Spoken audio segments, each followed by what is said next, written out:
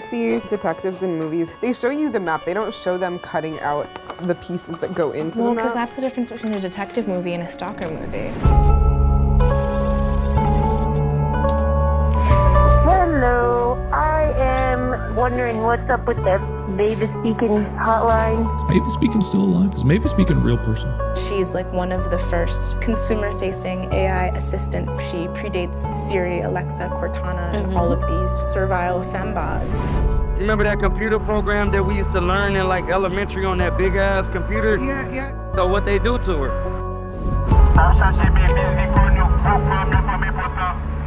All you need is one lucky break. Say you find her, what will it mean when you do? Black women have a tremendous amount to say, a tremendous frenzy, a brainstorm to process. Maybe she is the natural spokesmodel for that. A year ago, Olivia and I started this. We're like these DIY e-girl detectives. Trust us, we're harmless. We are... That sounds even worse. What does it mean to be found and have that story told on one's own terms? I wish I could just put her in your head. You and I, like, we know, like, in our heads and in our hearts that society is kind of, like, gaslighting us. You should record this because it's a little bit of history. It's good detective work, Olivia. My stockings finally paid off. There are these histories of Black women supporting, teaching, and then somebody going off and having success. That is not Black. So if Mavis will not speak to you, now what are you going to do? What's your plan, filmmaker? We don't need to be the beacons of excellence and hope all the time. I don't want to be a perfect Black person all the time. And I'm not. Tell me real quick if she looks familiar to you. Oh, I do know her. You do? In my journey to find out who is Mavis Beacon, I learned who she wasn't. The fact that you're watching this video means you are energetically aligned with me and this message. Boom, there you go. That was a trailer for Seeking Mavis Beacon from Neon, arriving in DC and Baltimore on September 13th. I'm Kuya P. This is Nerds Rule the World. And joining me to talk all things Seeking Mavis Beacon is filmmakers Jazmin Jones and Olivia Ross. How are you both today? Doing Fabulous. Doing really well. Better now that we're talking to you. Yeah. Oh, you're so awesome. You're so cool. Thank you, Jazmin. I literally got done checking out this film about an hour and a half ago to prep. I wanted to, be ready to talk to y'all. And I have so many emotions, so many feelings. There's so many layers to this film. It's so real and so beautiful. And I feel connected to it because I feel like y'all look like my friends. And as we all know, as fans of film, there's not a lot of that representation. So I was like, okay, I know these people right here. I'm with this. So my first thing that I wanted to say though, after watching this film is, where are y'all at? Because I know that's, after people see this film, they're going to like, okay, what's the story now? Yeah. So I'm just kind of curious. I know you're all on this promotional tour. We're talking right now with the film gonna debut on September 13th here in DC and Baltimore. I'm just kind of curious to start off. Where are y'all at right now? What are the vibes? The vibes are immaculate. I mean, like we've been working on this film for 6 years. So the fact that we're like able to release it to the public, and also we did something that a lot of filmmakers don't do, which is like speak publicly about the fact that you're working on a film when you're still in development. And so, it was a little scary. Like we were actually figuring things out in real time. So when you're watching the movie, you're watching us figure things out in real time. And so a lot of people are left with a lot of questions about the ending. And for us, we're like, actually, this is a really happy ending. And so Olivia and I, we're sitting on so much research, like we are archivists and detectives in the movie, but in real life, like we've collected so much information that we couldn't fit into an hour-and-a-half movie. So, we're working on unleashing the archives for the nerds out there who just actually want to know about, like, not only Renee Lesperance as Mavis Beacon, but all of the other women who modeled as Mavis Beacon and all of the sources that we're citing. And then, we're young. We're figuring things out with our careers, figuring out next movies. I'm definitely interested in exploring like narrative, episodic work. I know Olivia, I don't want to speak for you.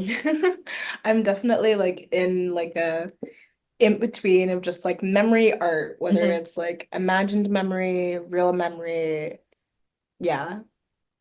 Oh, I love that. I love that for you both. And I love that you said that, because as much as this film is about seeking Mavis Beacon, and for those of us that grew up on Mavis Beacon and know all about it, I was like, okay, let's go. I want to learn more about this, but learning more about you guys and how much you gave of yourselves. So I'm really thankful that y'all gave of yourselves, because it's hard. I know a lot of us are introverts, extroverts, or whatever, but I feel like I know y'all, and I think that's gonna feel so good for so many people, because as we know, when you see it, you can achieve it, and you feel seen is so beautiful. So with that said, how did y'all click up? I know y'all both, well, you're from the Bay, I think, Jazmin, then you went to New York, Brooklyn. How was it meeting for the first time, and then knowing that y'all will eventually do something like this? Can you go back to when y'all both met? Did y'all ever think y'all be doing a film about Mavis Beacon and talking to me right now? I mean, like, there's a lot of stuff on the internet where they try to be like Gen Z versus millennials. And so, like, there's a 9-year age gap between us. But initially, I had this collective Bufu that was working out of New York. You know, we all were doing like different organizing for queer people of color around this idea of solidarity, and just trying to like carve out our own little space in the world that looks very similar to the spaces that you're invited to in the movie. And Olivia was someone who was fresh out of high school, and you know, she was brilliant coming from this like boarding school background. And she engaged with the collective. And on her 18th birthday, she taught a class on cyberfeminism. And so my partner who filmed this movie actually filmed Olivia's class. And I didn't attend it, but I was there editing the footage from Olivia's class. And it was like an hour and a half. And I was trying to make this 2-minute video, which, like, if you have the right keywords, you can find the 2-minute recap of Olivia's class where I fell in love with her brain. And I was also just like, this is so difficult. Olivia's saying she's dropping so much knowledge. How am I supposed to take this class and put it into a 2-minute video, right? And so, yeah, even though I was the elder here and I had been developing the project for 2 years prior to her joining, it was like, finally, when I became familiar with her work, I was like, this is the language I need, right? So I was approaching her more so as a peer and as a theorist who's like coining these terms like cyber doula and data trauma, and like giving me a framework to rethink this project that I've already been thinking about through a similar lens. Wow. Olivia, if you can, respond to that, and just, you're so amazing. Like, yeah, when I was watching this, learning about you, so amazing. Yeah, I feel like I was really taken with when I first met Jazz and like meeting them through collective organizing. Like Jess said, I went to boarding school. I'm from New York, and in the region, there's like a very large presence of these like nonprofits that like scoop inner city youth and send them to like prep schools. And so I was part of that cohort of kids that it's still kind of this idea of like integration, to be honest. And so leaving that environment, I was very much like looking for like how to kind of decolonize my relationship to education. And Jazz and their collective were doing that exact work. And so it just felt like divine timing, really, like getting to link up with them, getting to like see like real models for like having difficult conversations with people, and then to translate that model to filmmaking and like group education, communal education, like each one teach one kind of ways of learning, and like ways of like talking about like what's really going on in the world. And you can even see some of that energy in the film through like our conversations with the different like specialists or experts that we call in, whether it's Mandy Harris-Williams or Shola von Reinhold or Legacy Russell or Stephanie Dinkins. All of those conversations, we have them in the spaces where folks are comfortable, whether it's their gardens or their living rooms or a tea party, in order to kind of like reinforce this kind of like the kitchen table theorizing that Black women do with each other. I love it. I love this, how that y'all came together and getting those stories, and then now, putting this together. Just so beautiful. I need more of this team up, going forward. Like y'all said, y'all got other paths that y'all are going to go on, but I would love to see this team up again and see what other things we can learn, because I learned so much and there's so many other things now I feel like I need to learn about. Back to Seeking Mavis Beacon. So this journey, I don't want to spoil at the end, but it's an up and down, and we kind of saw it from the trailer how it's going to turn out. Can we just talk a little bit more to the film as well? What it means for you to put this film out there and what it means for everyone else as well. I think back to you, Jazmin. I would say, like, if you're trying to figure out, like, what is this movie? I'm like, this movie has been born from the mind of somebody who is like binge watching true crime documentaries while scrolling and rotting on TikTok, learning about critical race theory and cyberfeminism. So it's like, it's that. If that makes sense to you, or that sounds like a lot of things, it is a lot of things. So yeah, I think the movie, and also at a deeper level, what I've come to see it as is like, it's all about like representation matters, right? We know this. You need to see people. Adrienne Maree Brown has the quote, we can imagine so much. We can only imagine so much, right? So it's like, unless you see, it's getting back to this idea of critical fabulation, you have to see role models in order to project yourself into these spaces. But also there's a limitation to that, right? And so this film, and like what happens halfway through, is Olivia and I are confronted with the limitations of representational politics. And if that representational idol doesn't appear in front of you, it's like, okay, what will you do now? Like, you have to do something. And so, yeah, it's very much like it's all in the title, right? This film is about seeking Mavis Beacon and what that means for Olivia and I on a personal level as, Black queer femmes who are thinking about our vitality and our virality. Oh, I love it. I love it. And I'm so thankful. And I just love that this is here and it exists, because again, we need more of this, and how bigger we are. And because we all know the world puts limitations on us as people of color. And this just shows just that we're thinking even more so outside the box that y'all might put us in. So whatever. Computer screen. Yes, break out that computer screen. And thank you for sharing your platform with us. Yeah, we're nerds. I love it. And we rule the world. Again, y'all are amazing. I had one last question. I'm hoping I can squeeze in real quick. I know that y'all got in touch with the son. Do you know are you sending like the film to him as well to maybe get her to see it? We have a relationship. I would compare, the L'Esperance entity, their relationship to us is a kind of a like, don't call me, I'll call you. True.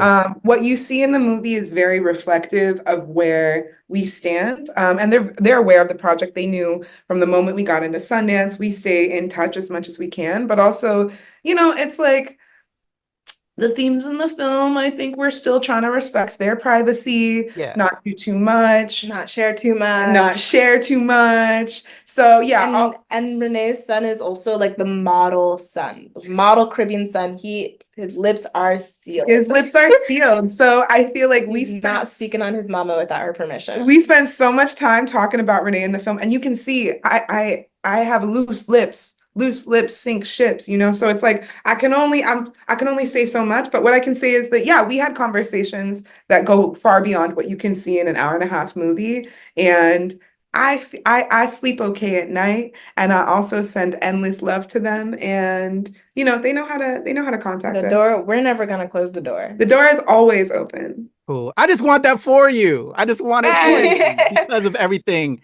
Again, thank you both so much. Olivia, Jazmin, you all are truly a blessing. It's an honor to speak with you. Let me remind everybody again, Seeking Mavis Beacon opens in DC and Baltimore on September 13th. Again, thank you, ladies. It's a pleasure. I'm Kuya P. This is Nerds Rule the World. All right. Thank you, guys. Alana, thank you.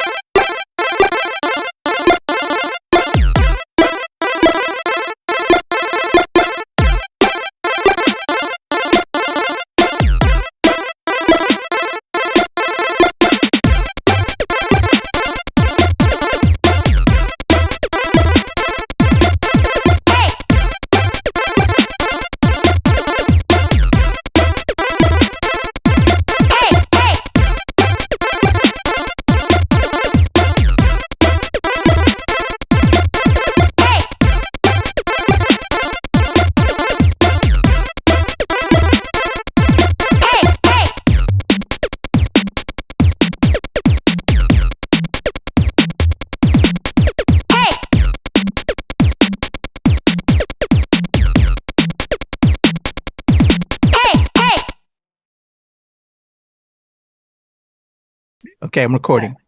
I'm I'm so recording. All excited right. for the Thank you, film. Alana. This Zoom background is everything right now. Hey, I gotta represent for y'all, Olivia and Jazmin. Come on now. And the Thank hat. you. And The the hat. hat. We Oh, like, of course. no, Thank you. realize. You see? Yes, ma'am. Thank you. All right, cool. So, I'm good to go, Alana. I'm recording. Ready? Yep, rock and you're roll? good to go. Excellent. Okay, thank you, Alana, Jazmin, Olivia. It is a pleasure to chat with you both. Thank you so much. I appreciate y'all. Thank you. Thank you. We're really excited to be in this dialogue with you. Let's go. All right, I'm gonna count us in and help me with my edit because I'm gonna put the trailer right before this.